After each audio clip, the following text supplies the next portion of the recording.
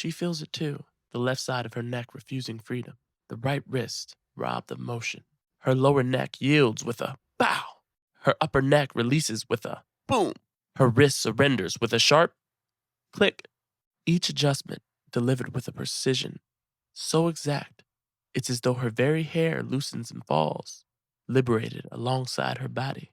She moves again, testing, searching, and discovers a truth she had long forgotten. Her range restored, her chains undone. The pain is no longer her captor.